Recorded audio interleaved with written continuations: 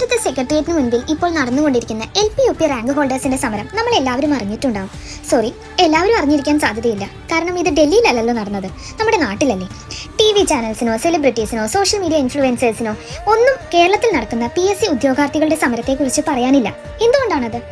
അങ്ങ് ഡൽഹിയിൽ നീറ്റ് പരീക്ഷാ ക്രമക്കേടിനെതിരെ ചേർന്ന സമരത്തിൽ സെലിബ്രിറ്റീസ്, പാർട്ടിക്കാര്, ഭരണപക്ഷാവട്ടെ പ്രതിപക്ഷാവട്ടെ അങ്ങനെ എത്ര പേരാണ് കേരളത്തിൽ നിന്ന് കുറ്റിയും പറിച്ചു പോയി പ്രകടനത്തിൽ അണിനിരുന്നത്. അവിടെ നിരാഹാരം കിടന്ന സോനം വാങ്ചുക് എല്ലാവർക്കും സുപരിചിതനാണ്. കാരണം വാർത്തകളിലും ചാനൽസിലും അത്രത്തോളം പ്രാധാന്യത്തോടെ ആ പേര് നിറഞ്ഞു നിന്നിരുന്നു. എന്നാൽ 24-25 ദിവസമായി തിരുവനന്തപുരത്ത് സമരം നയിക്കുന്ന LPSTയുടെ വളർമതി ടീച്ചറിനെ അറിയുന്നവർ ആരും തന്നെ ഉണ്ടാവില്ല, LP-UP റാങ്ക് ലിസ്റ്റിലുള്ളവരും സമരം ചെയ്യുന്നവരുമല്ലാതെ. അതെന്താ, കേരളത്തിൽ നമ്മുടെയൊക്കെ മൂക്കിൻ തുമ്പിൽ നടക്കുന്ന കാര്യങ്ങൾ ആവേശത്തോടെ റിപ്പോർട്ട് ചെയ്യാൻ, അതിനെപ്പറ്റി സംസാരിക്കാൻ, സപ്പോർട്ട് കൊടുക്കാൻ, ഒരു പോസ്റ്റ് ഇടാൻ എന്താ സെലിബ്രിറ്റീസ് ഒന്നും മുന്നോട്ട് വരാത്തത്? ഇനി കേരള PSCയുടെ സമരം അങ്ങ് ഡൽഹിയിൽ നടത്തുകയാണെങ്കിൽ മാത്രമേ ഇവരെല്ലാം ശബ്ദം ഉയർത്തുള്ളൂ എന്നുണ്ടോ? ആൾ ഐസോൺ ജന്തർ മന്ദിർ കണ്ടിരുന്നു, എന്താ ആൾ ഐസോൺ ട്രിവാൻഡ്രം ആരും പോസ്റ്റ് ഇട്ട് കാണാത്തത്? നീറ്റ് ആൻഡ് PSC രണ്ടും വിദ്യാർത്ഥികളുടെ ഭാവി നിർണ്ണയിക്കുന്ന പരീക്ഷകൾ തന്നെയല്ലേ. നീറ്റിന്റെ ക്വസ്റ്റ്യൻ പേപ്പർ ചോർന്നത് അത്രയും വലിയ വാർത്തയും ചർച്ചയും ഒക്കെ ആയപ്പോൾ എന്തേ ഈയിടെ നടന്ന PSCയുടെ 10th പ്രിലിമിനറി എക്സാമിന്റെ ഫസ്റ്റ് സ്റ്റേജ് ക്വസ്റ്റ്യൻ പേപ്പർ ചോർന്നതും തുടർന്നുണ്ടായ സെക്കൻഡ് സ്റ്റേജിന്റെ എക്സാം മാറ്റിവെച്ചതും ഒന്നും വലിയ വാർത്തയായില്ല, ആരും അധികം ചർച്ച ചെയ്തില്ല. രണ്ടും പരീക്ഷാ ക്വസ്റ്റ്യൻ പേപ്പർ തന്നെയല്ലേ ചോർന്നത്. കേരളത്തിൽ നടക്കുന്നത് ഒരു ചെറിയ സമരമല്ലേ, ഡൽഹിയിലേതുപോലെ വലിയ പബ്ലിസിറ്റി കൊടുക്കേണ്ട ഒന്നല്ല എന്ന് പലരും കരുതുന്നുണ്ടാകും.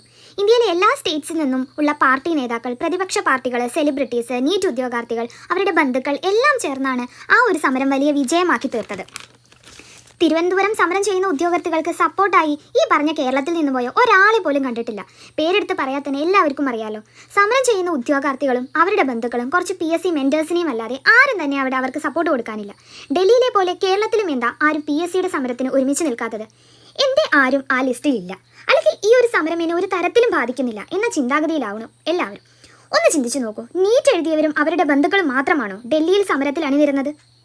മറ്റ് എക്സാമുകളുടെ പോലെയോ അല്ലെങ്കിൽ മറ്റ് സംസ്ഥാനങ്ങൾ നടത്തുന്ന എക്സാമുകളുടെ പോലെയല്ല നമ്മുടെ കേരള PSC എന്ന് പറയുന്നത്. ഒരു എക്സാം എഴുതി ഒരു ജോലി കിട്ടുമോ ഇല്ലയോ എന്നറിയാൻ തന്നെ വർഷങ്ങളുടെ കാത്തിരിപ്പാണ് വേണ്ടി വരുന്നത്. ഈ സമരം ചെയ്യുന്നവരിൽ എത്രയോ പേർ ഇതുപോലെ വർഷങ്ങളായി കാത്തിരിക്കുന്നവരുണ്ടാവും. എത്രയോ പേരുടെ അവസാനത്തെ ഒരു പ്രതീക്ഷയാവും ഈ ഒരു ജോലി. സോ പ്ലീസ്, എത്രയോ പേരുടെ ജീവിത മാർഗത്തിന് വേണ്ടിയിട്ടാണ് തിരുവനന്തപുരത്ത് ആ ഒരു സമരം നടക്കുന്നത്.